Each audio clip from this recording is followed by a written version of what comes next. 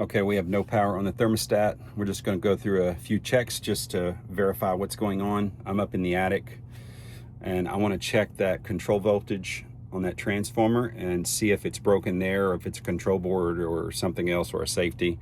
And it's a no AC call is what it is. So they have no AC, no power to the thermostat, so nothing's going on. No blower motor, nothing. It's all dead right now. So let's just verify a few things. I'm going to pull this panel. This is a horizontal gas furnace in an attic. Pull that. Releases that little 120 volt safety switch. If it hadn't been bypassed, then this one is still active. So immediately turn the high voltage power off. All right, so I want you guys to see what I see. You can see the first thing I see is that there's a secondary safety switch. It looks like a water switch going over. Let me just make sure it's not tripped.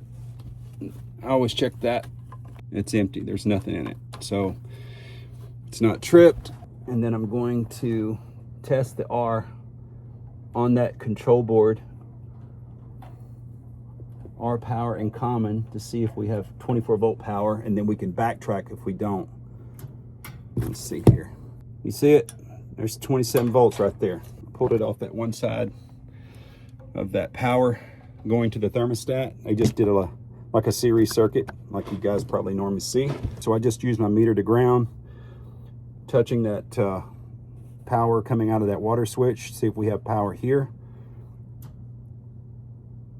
No power. All right, that was pretty quick. So we got power going to the water switch, 24 volt or 27 volts, but no power coming out of it. So there's a faulty switch here.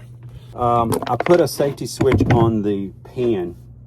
We're gonna come back and do a primary, but the one that I have for them right now is a pan switch.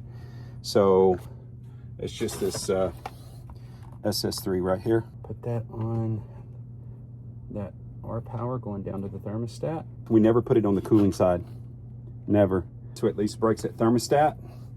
If it's a water safety, and it gives it time for either to notify somebody that there is something wrong because the thermostat has no power. And you definitely don't want to put it on the cooling control side because it could make the contactor chatter, run the compressor.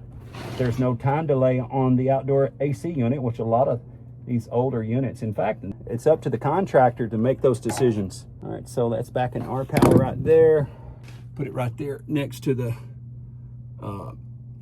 inlet of that secondary overflow is where I put it, and I put the float all the way down in the pan so that in the event there's any water in there, it'll lift that float.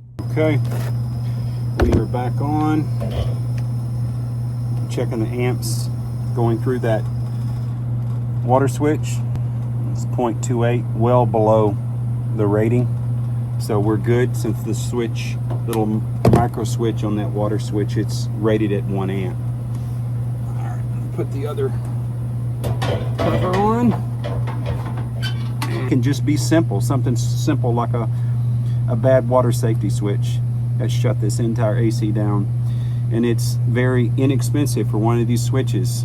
And even though this is an old unit, and sometimes you can start assuming things like control board or transformer and that kind of stuff, or a fuse, it's just a water safety switch. They're back up and running, AC's back on, homeowner's happy, and we go on to the next one. Tune in, we'll keep posting them.